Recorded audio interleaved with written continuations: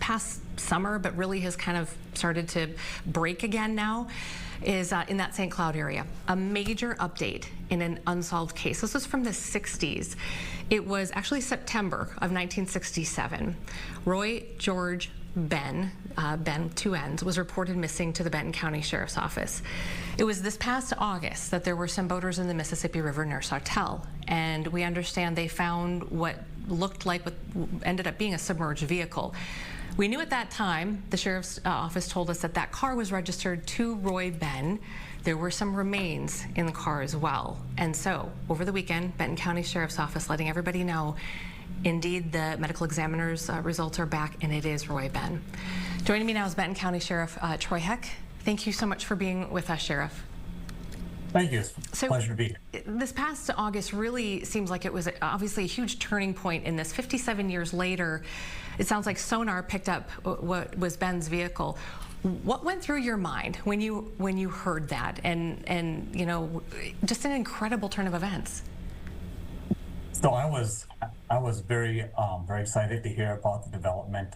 This has been a case that's been an active missing person case for our agency for my entire career, and to be able to bring closure to the family on a case like this is really really a great moment and a great thing to be able to be part of. Yeah, and you mentioned, so 57 years later, you've been there, I think, about 11 years or so.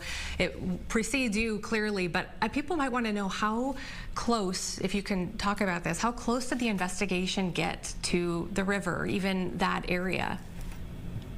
So when Mr. Benn was first reported missing, there were searches that happened on the Mississippi and in some quarries nearby. There's a lot of searching that happened, a lot of effort that went into this case, and I can't say exactly where they searched back in the late 60s on the river, but you know, I'm sure that they were in the general area, so it's really hard to say how close they actually came. Can you tell us a little bit more about the circumstances surrounding Benn's disappearance? You know, when and where he was last seen? Were there any persons of interest along the way? So he was last seen at a cafe just a short distance from where the vehicle was recovered in Sartell. It was called Claude's Cafe at the time. He was there at about 4 in the morning the day he disappeared, and no one saw him after that. As the investigation unfolded, there were lots of speculation. There was lots of names that were thrown around, and there were a number of people that were interviewed in connection with this case.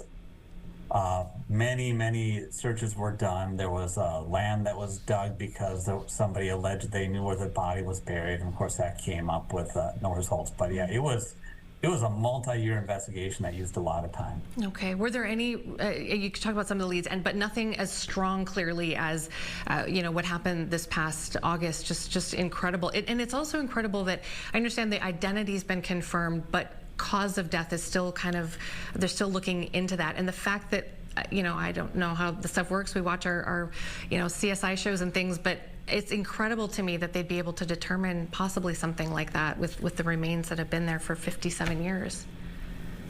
Indeed.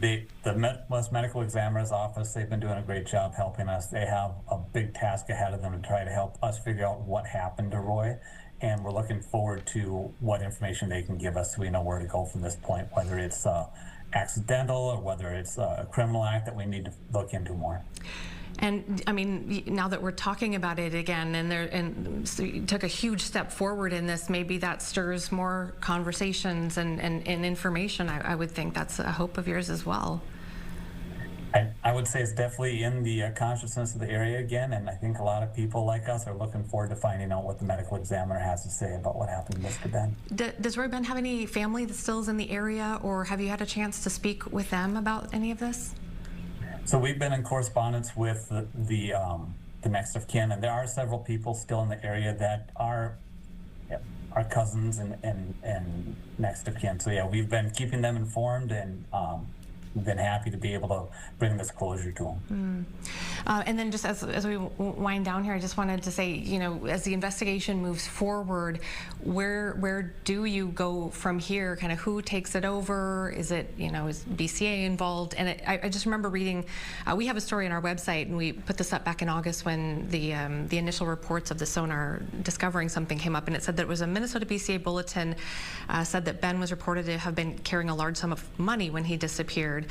So, where do we go from here with what else may have been found in that vehicle? That's the money has been a speculation that's been around since he was reported missing. That particular part of the case has kind of ebbed and flowed, and the way people talk and stories spread. So we're aware that as a businessman, he would do his business in cash, and that he was said to carry cash on him. We're gonna again have to wait till we find out from the medical examiner what the evidence shows us and where that points us. And if it does point us in the direction of there was something criminal that involved at the end of Mr. Benn's life, then we'll be working with our partners in Stearns County and the Minnesota BCA to try to figure out what happened there. Okay. Sheriff, we really appreciate your time. I mean, it's you don't often hear of developments like this, as you well know, decades later. An incredible opportunity here to try to get to the bottom of this. What kept people going on this? I mean, just really quickly, I'm curious internally there, what kept you all going? Well, missing person cases for law enforcement are a priority. Nobody wants to have this kind of doubt in their family. I'm sure it's been very hard on the Benn family over the years, just not knowing. People want to know what has happened. And so we put a lot of effort into resolving these as quickly as possible. And, we take pride in doing everything we can to resolve these cases, and just that drive to bring the information to the family and give them that peace and that closure is what kept us going. All right. Sheriff Heck from Benton County, we really appreciate your time today. Thank you. We'll continue to follow it. Thank you, Amy. All right. Take care.